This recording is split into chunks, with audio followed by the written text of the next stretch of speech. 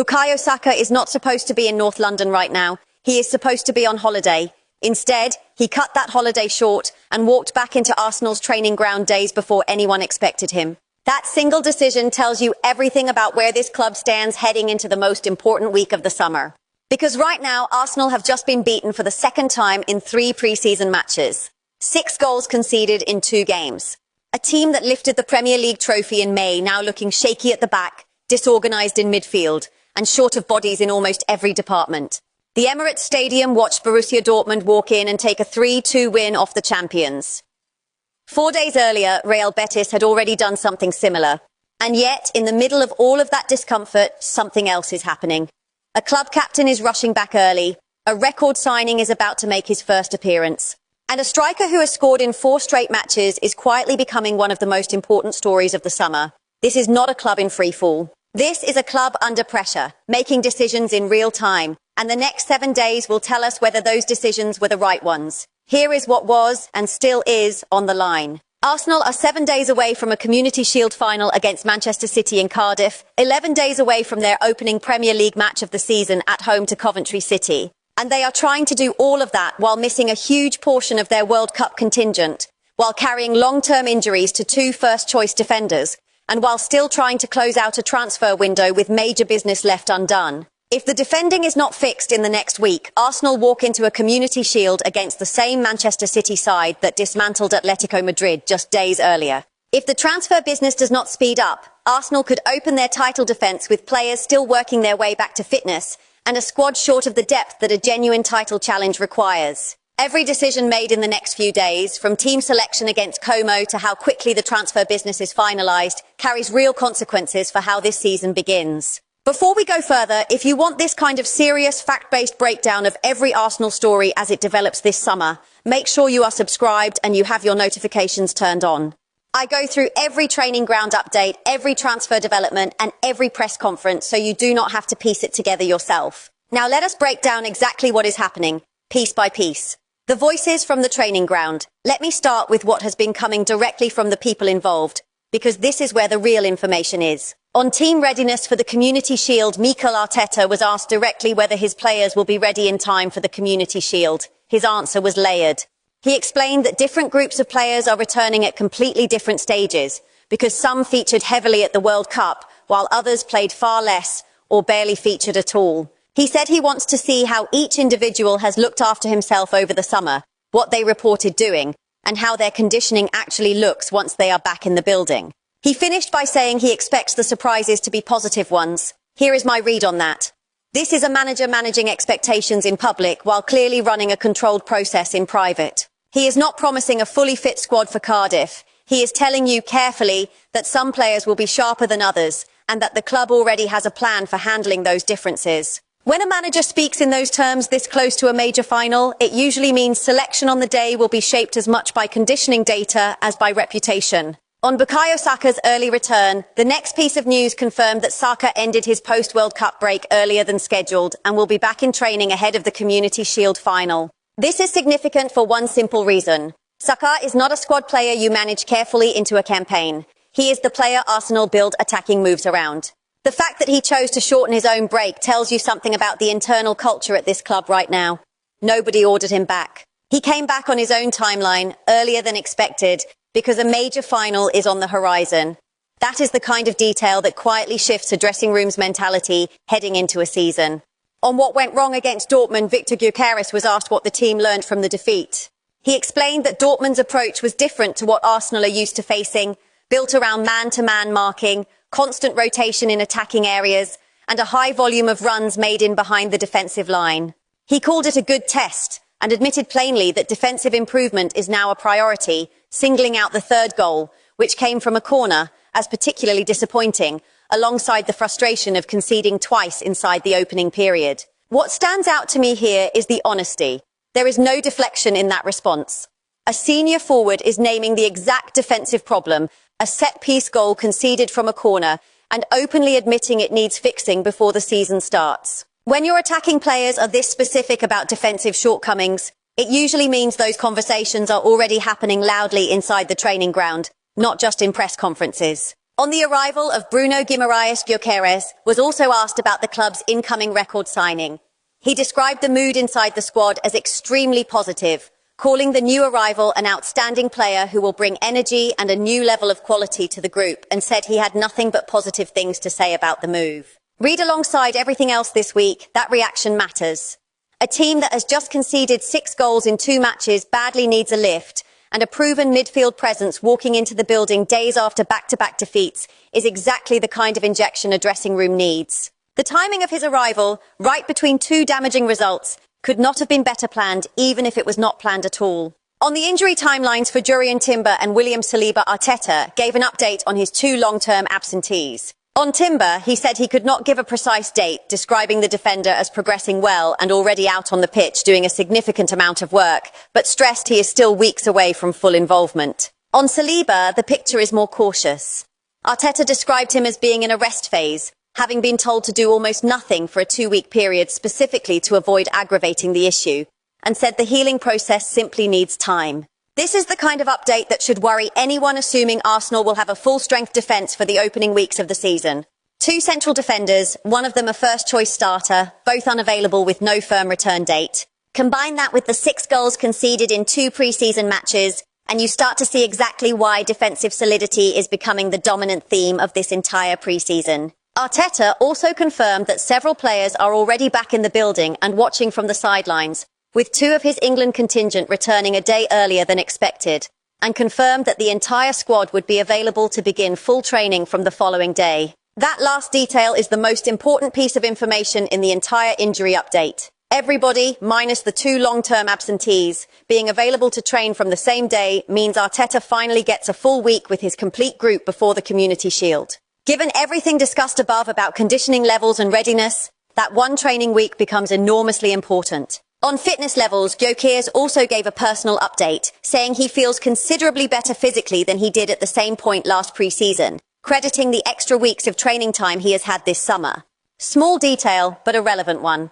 If Arsenal's central striker is entering the season fitter and further ahead in his physical development than 12 months ago, that is a genuine positive sitting inside an otherwise difficult pre-season, and it lines up with his form, 4 goal involvements in 4 consecutive pre-season matches. On Gabriel Jesus, and Napoli word from inside the club is that Gabriel Jesus has now given his approval to move to Napoli, reportedly willing to sign a contract running until the year 2029, and to take a reduced salary to make it happen. Napoli's interest is understood to be conditional on their own squad business, specifically on Lukaku, Lang and Luka, all departing first. Arsenal, for their part, are understood to have opened the door to letting him leave.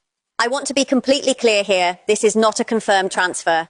It is a developing situation with the player's approval secured and the buying club's business still needing to fall into place elsewhere first. But the direction of travel is obvious. When a player agrees personal terms and a reduced salary before a move is even close to complete, that tells you the player himself is pushing this move forward, not resisting it. On Martin Zubimendi and Real Madrid, the information circulating is that Real Madrid are prepared to offer around €70 million for Martin Zubimendi, while Arsenal would reportedly consider letting him leave for a fee closer to €90 million. The context given is that Bruno Guimaraes' arrival could make a Zubimendi departure easier to manage from a squad depth perspective, with Real Madrid's interest reportedly intensifying after missing out on their initial midfield target. Again, this sits firmly in rumour territory. No fee has been agreed, no formal proposal confirmed at the higher number.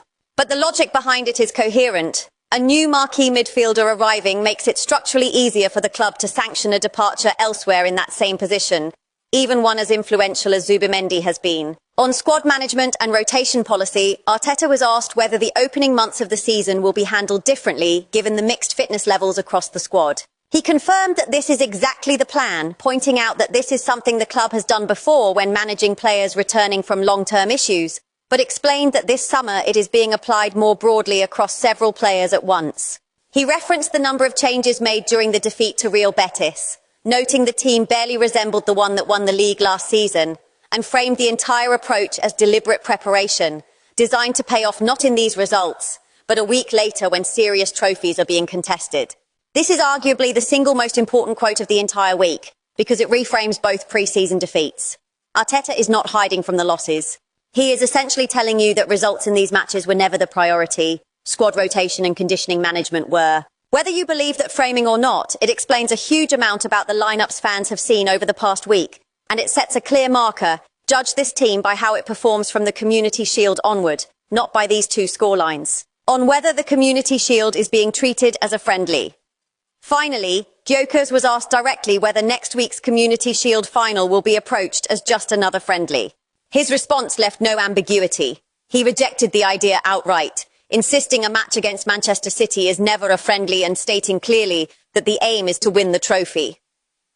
That mentality matters enormously given everything else in this update. A squad that has just lost twice in pre-season, that is still missing key defenders, and that is managing conditioning levels across multiple returning groups, could easily be forgiven for treating a curtain raiser as low-stakes preparation. Instead, the messaging from a senior player is the complete opposite. Win the trophy. That is the standard being set internally, regardless of how uneven pre-season has looked from the outside. On Club Brugge, defender Joaquin says, there is also interest registered in Club Brugge's 21-year-old defender Joaquin says, who is comfortable on either flank of the back line and produced 5 goals and 8 assists in 55 appearances last season. Club Brugge are understood to be looking for a fee in the region of €35 million, or roughly £30 million, to sanction his departure, with Manchester United and Aston Villa also credited with interest in the player. This one is worth flagging clearly as an early-stage inquiry rather than anything close to a deal. But given the defensive injuries already discussed with Timber and Saliba, interest in a versatile, goal-contributing fullback makes complete structural sense right now, even at the inquiry stage. On Bradley Barcola and Paris Saint-Germain, the final piece of transfer information involves fresh contact being made with the representatives of Paris Saint-Germain winger Bradley Barcola. However, Liverpool are understood to be well ahead in that race, having already opened formal discussions with Paris Saint-Germain directly. The French club are said to be valuing Barcola at around €150 million, a figure neither Arsenal nor Liverpool currently appear willing to meet. I want to stress the hierarchy here plainly for anyone watching. Liverpool are in pole position. Arsenal's involvement is described as renewed contact, not advanced negotiation. And the valuation being placed on the player by his current club is currently a stumbling block for both interested parties, not just one. File this firmly under early stage interest. The bigger picture, story by story. Now let us step back and look at the 3 major storylines shaping this week from a wider lens. The Reiss-Nelson situation. Reiss-Nelson did not play a single minute in the defeat to Borussia Dortmund, and that omission is not an accident. He is 26 years old, has spent the last 2 seasons away from the club on loan spells at Fulham and Brentford, and is now entering the final year of his contract with no clear pathway into Mikel Arteta's first team plans. West Ham are understood to be exploring a move, with an initial preference for a season-long loan, though Arsenal's own position is more complicated. Because his contract expires in under 12 months, letting him leave on loan again risks losing him for nothing next summer, which means a permanent sale is the more logical outcome from the club's perspective, even if West Ham's opening approach is structured differently. What I take from this is simple business logic. A player heading into a contract year, already proven surplus to requirements by his complete absence from a matchday squad, sitting at a club that cannot afford to repeat the mistake of losing him for free. Expect this storyline to move quickly and expect Arsenal to push hard for a permanent structure rather than another loan. Arteta's message of reinforcement stepping back from individual quotes. The broader message coming out of the club this week is one of controlled reassurance.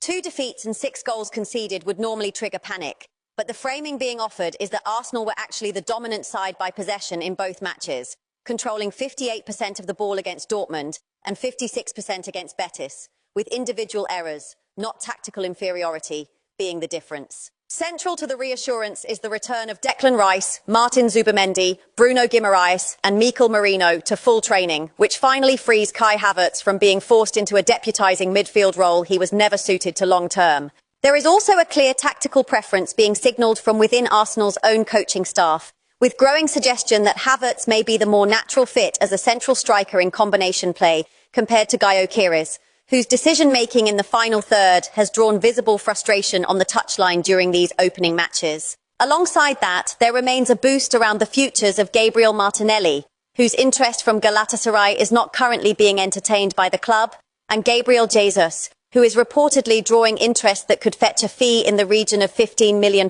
if it materialises. My analysis here is that this is a club actively managing a narrative while simultaneously fixing a genuine problem. The defensive midfield gap, with only Miles Lewis-Skelly currently able to operate in that deep role, has been exposed twice now, and the reinforcements returning this week are not just fitness stories. They are direct solutions to a tactical weakness that has cost 6 goals across 2 matches.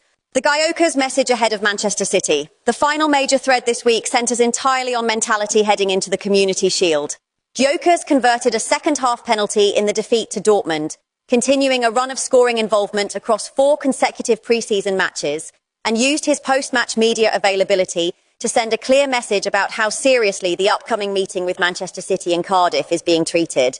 He rejected any suggestion that it carries reduced stakes, described the confidence that comes with winning trophies as something that builds on itself, and stated plainly that the objective is proving Arsenal deserve to be seen as Premier League champions, not just labelled as such. He also addressed Real Madrid superstar Vinicius Jr.'s decision to sign a new contract at Real Madrid, ending any lingering suggestion that a move to Arsenal was close, responding with calm indifference rather than visible disappointment. On the topic of the club's opening Premier League fixture against his own former club, Coventry City, he described it as a fixture he is personally relishing, while acknowledging that defending a title brings no guarantees, regardless of how strong a squad was 12 months earlier. What stands out most from this final piece is the consistency of tone across every single voice this week. Arteta, Gyokeres, and the club's own messaging all point toward the same conclusion. These 2 defeats are being treated internally as diagnostic, not disastrous. The real test starts in Cardiff, and every signal coming out of this club over the past few days suggests they intend to treat that test with the seriousness of a genuine trophy fight, not a pre-season exhibition. Breaking down the Dortmund defeat itself. Before we move to the closing thoughts, it is worth pulling apart exactly how that 3-2 defeat to Borussia Dortmund actually unfolded, because the shape of that match tells its own story. Arsenal fell behind 2-0 inside the first half, with Samuele Ignacio and Konstantinos Karatsas both finding the net for the visitors. That is the exact spell Gyokeres referenced when he spoke about frustration at conceding early goals, and it lines up precisely with Arteta's point about heavy squad rotation, making the team barely recognisable from the one that won the league. Ethan Nwaneri pulled a goal back after the interval, giving the home crowd a genuine glimmer of hope, only for Joan Gadou to restore Dortmund's 2-goal cushion moments later. Gyokeres then converted his penalty with around 20 minutes remaining to make it 3-2, and Arsenal pushed hard for an equaliser in the closing stages. Gabriel Martinelli even thought he had found a dramatic leveller deep into stoppage time, only to see the goal chalked off for offside in what was described as controversial fashion. Look at that sequence closely and you can see exactly why the messaging from inside the club has stayed so calm. This was not a team collapsing under pressure. This was a team conceding from individual moments, a defensive lapse here, a set-piece error there, while still generating enough quality to twice pull goals back and nearly snatch a share of the spoils in the final action of the match. That distinction between systemic failure and individual mistakes is exactly the argument Arteta made when he pointed to Arsenal's dominance in possession, 58% of the ball against Dortmund, as evidence that the underlying performance was not as alarming as the scoreline suggests. What comes next? The schedule now moves quickly. Arsenal have one final pre-season test against Como, managed by Cesc Fabregas, on Wednesday the 12th of August. That fixture becomes enormously significant given everything discussed above, because it represents the first opportunity to see several of the returning World Cup players, Declan Reiss, Martin Zubimendi, Bruno Guimaraes and Mikel Merino, in action together, even if only for limited minutes. It is also being watched closely as the first potential appearance for Bruno Guimaraes in an Arsenal shirt, following his unveiling to supporters before kick-off against Dortmund. 4 days after that, Arsenal travel to Cardiff to face Manchester City in the Community Shield, a fixture that, as Gyokeres made clear, will not be treated as ceremonial. And then, on Friday the 21st of August, the real business begins, with Coventry City visiting for the opening match of the Premier League title defence, a fixture with extra personal meaning for Gyokeres given his own history at that club. Every storyline covered in this analysis, the defensive injuries, the returning midfielders, the Gabriel Jesus and Zubimendi transfer situations, and the futures of fringe players like Reiss Nelson, all funnel toward that same 3-match stretch. How Arsenal manage conditioning between now and then, and how quickly the remaining transfer business is resolved, will shape the entire complexion of the opening weeks of the new season. So where does that leave Arsenal heading into the most consequential week of their summer? A squad missing 2 senior defenders with no firm return date. A midfield finally being restored to full strength after weeks of makeshift solutions. A record signing about to make his mark. A captain who cut his own holiday short to be back early. And a striker publicly refusing to treat the next fixture as anything other than a trophy to be won. 2 defeats, 6 goals conceded, and yet very little sign of genuine panic from inside the building. The next 7 days, starting with Como and building toward Cardiff, will tell us whether that calm was justified. I will be back with the next update the moment there is genuine movement on any of these stories, particularly the Zubimendi, Gabriel Jesus, and Reiss Nelson situations, all of which look ready to develop quickly. If you want to stay ahead of every single one of them, make sure you are subscribed, and I will see you in the next analysis.